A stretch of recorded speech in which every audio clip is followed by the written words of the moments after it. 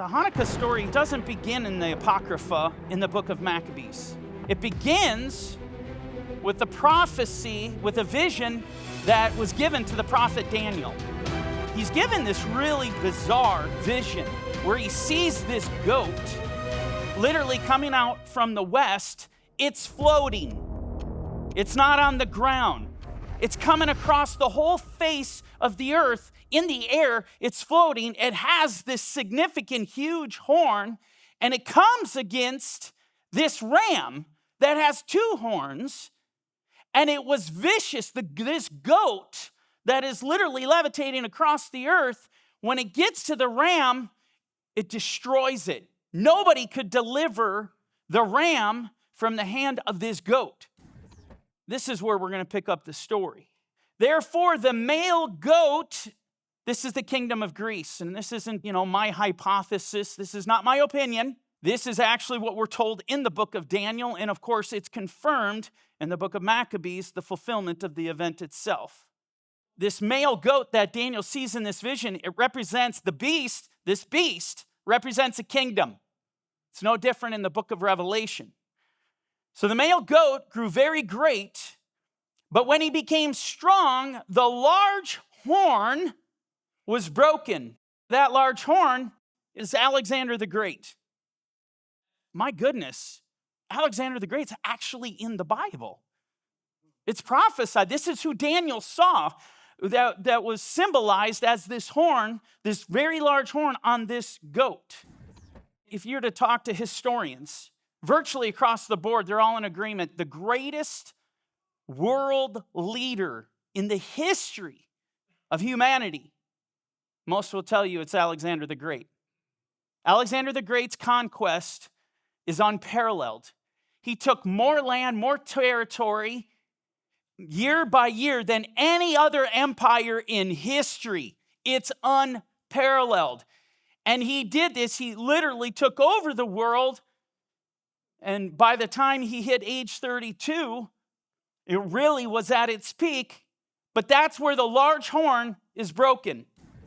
He dies at 32 years of age. And what happens after he dies? Well, we continue in this vision. And in place of it, 4 notable ones came up toward the 4 winds of heaven. And you can check this out. This is history. When Alexander dies, his empire is divided into his 4 generals: Cassander, Antigonus, Ptolemy, and then Seleucus the First. His kingdom is divided into 4, exactly how Daniel sees this in this vision. And then we move on, and this is where it's going to begin to get interesting. Out of one of them, specifically Seleucus, came a little horn, which grew exceedingly great toward the south, toward the east, and toward the glorious land, i.e. Israel. And who is this little horn? This is the one called Antiochus IV. He gave himself the title Epiphanes, God manifest. We have coins today of Antiochus that he minted with the title Epiphanes, God manifests. It kind of shows you what he thinks of himself. I mean, this is the absolute type of the Antichrist. He is a legitimate Antichrist. Moving to verse 10. And it grew up to the host of heaven, and it cast down some of the host and some of the stars to the ground and trampled them. The imagery that Daniel is seeing with stars is all about the faithful elect. It's about the congregation of God, those who serve him. And from the very beginning in the Torah, in Genesis 15, we have the stars being likened to the righteous. That's why God brings Abraham outside and says, lift up your head, count the stars. If you're able to number them, so shall your descendants be. I could take it a step further. In the book of Daniel itself, it likens the stars to the righteous. Let me show you. We read this: those who are wise shall shine like the brightness of the firmament, and those who turn many to righteousness like the stars forever and ever. And so the prophecy here is talking about the rise of the Antichrist coming against the flock of God, coming against the church. And then we move on. And he exalted himself as high as the prince of the host. By him the daily sacrifices were taken away, and the place of his sanctuary was cast down.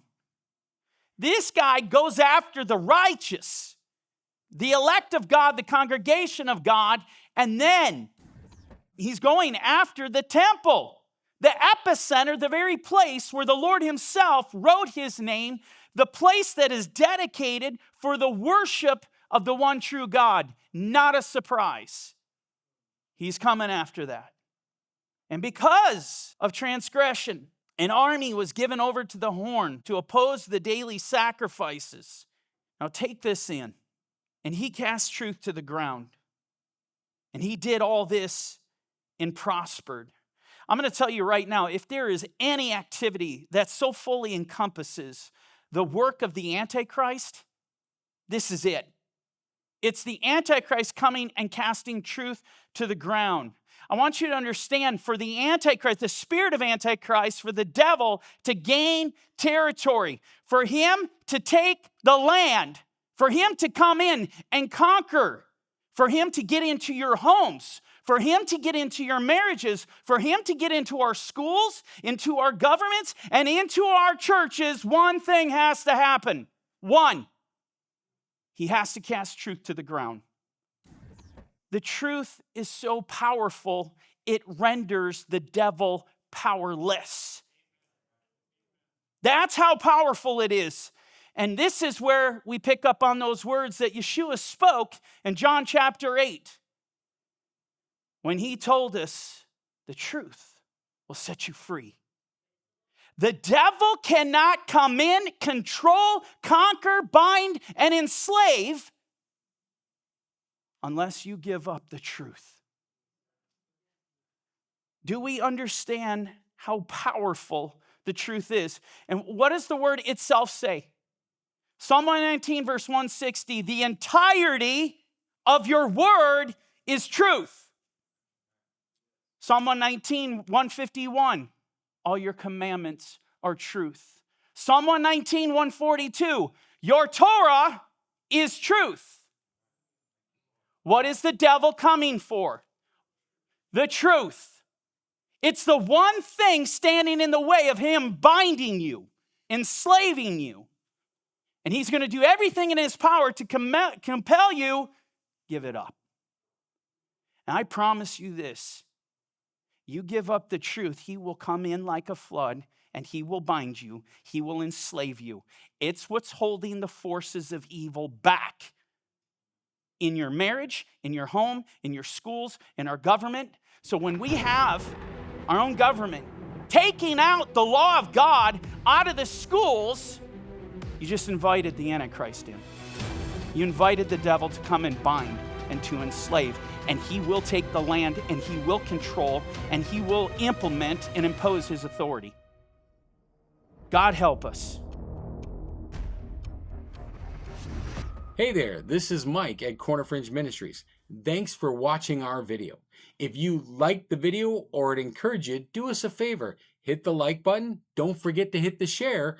And if you haven't done so already, please hit the subscribe button. Now, if you want to watch the rest of this video, hit the button here. And if you want to watch the rest of this series, you can check it out here. And don't forget, you can download the Corner Fringe Ministries app today on any of your Play stores. Thanks for joining us at Corner Fringe Ministries.